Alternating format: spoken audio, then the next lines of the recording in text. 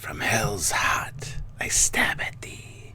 For love's sake I put the wrath of Khan in lower decks. Welcome back, guys. It's Trekyards. I'm Captain Foley. Stewards, they've got a bridge. I'm Commander Cox. We got some. Yeah. We got some cool things. Miranda out the wazoo, and probably the best looking Miranda I've seen in a long time. Better than the Reliant. This is the USS Macduff. But let's just put that up there. And you know what's funny? We did top 10 bridges on our channel a few days ago, and well, not this exact bridge. This is a Reliant bridge, an accurately Reliant bridge. I was like, as soon as I saw it, I was like, Stuart, Just talking about it, man. So, the opening scene of episode 1 of season 2 of Lower Decks has a really great escape scene, and spoilers, by the way, and a Miranda class ship that they beam aboard, and the level of detail and precision that they did this ship with is fantastic. Even the interiors are spot on. So we're going to talk about it today and show you that these guys, Mike McMahon and the team that are working on Lower Decks, have a great love for Star Trek, a great respect for canon, and just making things feel like they should. So kudos to them for that. I know from my point of view, obviously, we'd seen the Miranda in last season, so that itself wasn't... I mean, look, like, that's a hero shot, right? Beautiful, obviously. But you do not think they're going to be on board. Didn't even cross my mind, I'll be honest. Or if they did, I thought it was going to be some random new Cerritos-esque bridge, etc.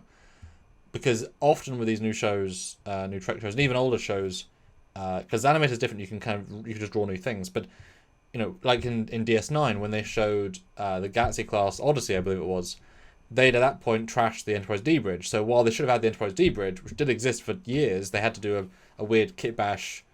It's not a very good looking bridge, that's why they never really show it. And so as an audience, you're thinking, well, this isn't right. Whereas animated, they can do it. And so this bridge they went on to has existed for 30 something years. In all modern Trek, you wouldn't expect them to go on that bridge. But as soon as I went to the interior, I thought, oh, they took this as seriously as we would.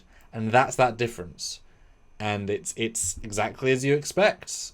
Almost too exact, as in there aren't new LCARs as you would expect in Wrath of Khan era. So either Mariner just likes the vanilla look, because it's all holodeck, so you can say whatever you want. So maybe it just likes the vanilla feel, or it's using, it's got the modern warp grills and facades of a new Miranda and the phaser effect of a newer ship, so it should theoretically be newer LCARs. I don't know what precedents they're setting here, but Wrath of Khan, there you go. They're setting the STO precedents. You can choose your bridge, you can choose the exterior, the cells, whatever you want in the holodeck. But let's go then to my comparison shot. And it's actually... You remember seeing it more than you saw it, because they're the same rough bridge in the two for the two ships in Wrath of Khan. So you see more of the Connie bridge. So to find the exact reference frame wasn't exact. But this is close enough. And you can see, almost identical. Yeah, and one of the things that really jumped out to me instantly was the color of the chairs. That pink color that the Reliant has. It's like, damn, they got it right. And the displays, I didn't realize how accurate the displays were. They're literally the same. So that being said, the one on the right-hand side of this screen, which is the right-hand side of your screen that you're looking at, is a little bit different, but... And that might have been a different part of the movie. I mean, I'm assuming that CBS has archival images that they ever released, set pictures, whereas this is just stills from the movie, so maybe there were a different plexi sheet or whatever at some point. And they are missing the door label and a few little things. It's odd to see all the stuff they do get and don't get and change. It's like once you go 95%, it's odd where the 5% is different. But I actually kind of appreciate that in the Wrath of Khan movie, they've kind of got what looks to be egg crates, almost stuck to the wall next to the door frame. And in the Lower Decks version, they've now retconned that to actually make those just holes, blinkies. Fine choice. Can't complain. Small little upgrade, or seen it in better definition maybe in the cartoon, so you can actually see what's there. But that reverse shot though, seeing the console, seeing it so familiar, so pretty, so it is like coming home, but to a very specific home. Yeah, absolutely. And that being said, I mean, when you saw the ship from the exterior as well, when it was docked by the gangway platform that they were on, and it started firing phasers, the power of those phasers. Like, you gotta think, those are for space battles. Those are for destroying ships. So when they like fire, they're so loud and so like they seem a lot more powerful in that scene. I mean, that being said, the exterior of the ship is fantastically done. The Aztecian looks great. There's more lights on this one, on the the rim of the saucer. It is an upgraded ship, obviously, as you can tell by the nacelles. So, look at the comparison render. They've got the blinkies wrong again. Both sides are red, and the front's red. What is it with them blinkies?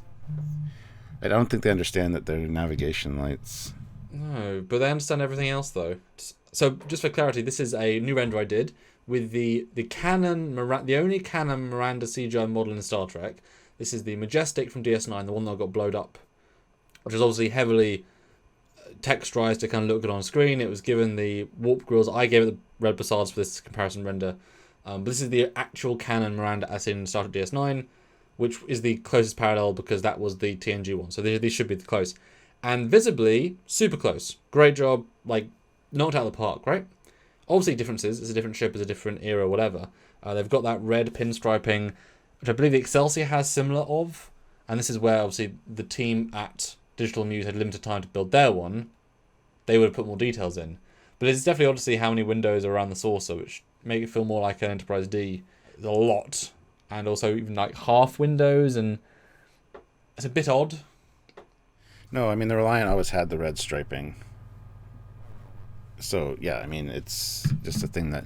It was actually supposed to be on the Enterprise, too, for the motion picture, but... Yeah, and that's the Reliant, this is the Majestic, so, haha. TNG canon, but, you know, that one's an older version, or maybe not. Who knows? One thing I did notice is the front phaser turret is 2 single phasers instead of one that has 2 ball turrets in it, which I thought was an odd choice. It's hard to tell, but the ones on the side almost seem like they're the ones they're supposed to be, even with the yellow color, like a kind of a goldy color for the mounting.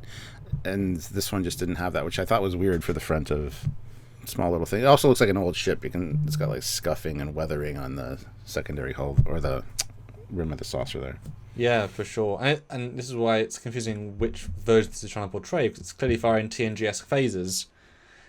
And I was actually hoping and waiting they were going to fire the red pulsy beams. That would have been a nice reference. Like, then it would be very, very old, but obviously you're committed to the red bastards, etc. Speaking of, I'm confused, although I reasonably like the added red bits back behind. There's just details. I guess it pops more, although... I like them. I think it adds a level of detail that looks really nice, and they could just be additional hydrogen collectors like the Bizarre collectors are, I guess. But there's always those details on this ship, like, and to light them up, I think is an interesting idea. And if we go to the last shot, we see the back of it, which obviously is filled in a fleet of other ships, and we'll look at that in a separate episode, or have already done so.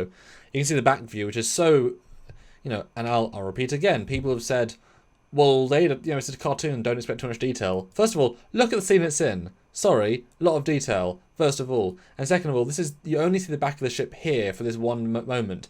And yet all the details are there up until, you can see the 1 and the 2. Like, they built a proper full 3D model of this thing.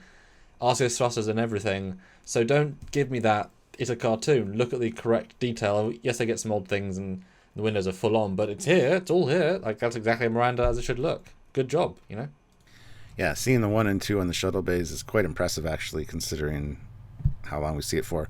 Sure, we might see more of a Miranda class in the show. So maybe it's her ship of choice for her holodeck programs. I don't know. It also looks like there's red markings on the bottom of the nacelles, and the rear fin on the end of the nacelles look like they're highlighted in red, which is an interesting decision. It's maybe some kind of like the 5th Fleet or something. That's just their markings. It ain't no rocket science. And of course, guys, do check out, or please do check out when it comes out, our look at this fleet of ships that are stuck. Because, boy, we have thoughts.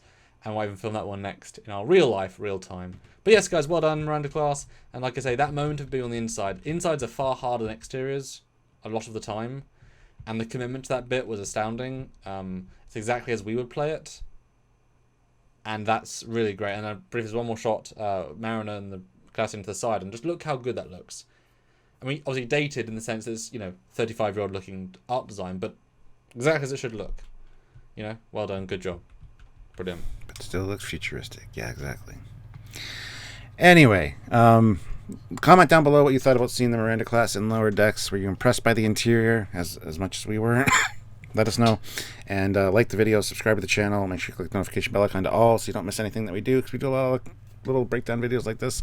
We do a lot of lives where we can interact with you guys, which is really important. Which leads in, it segues into Samuel's part. It's important. It is. It is. But what else is important, apart from that little bit of hello, is supporting us via the super chats on those lives. That is literally how we fund this channel, via you guys, and subscribing and sharing to get more ads, ad revenue, views, all that comes together. Because look at how much stuff we do for you every single week. A lot. And all we ask is to jump on live, super chat, say hi, or Patreon if you want to support us monthly, or PayPal if you want to support us a little bit as well. All great ways help. And for a few of you, give a little bit, then all the rest of you get to enjoy for free. And we don't paywall anything, but we hope, and we do get support. We do get it. Just if you can, please do. We appreciate it. That's right. So until next time, I'm Captain. I'm Connor Kongs. See you next time. See ya. Bye, guys.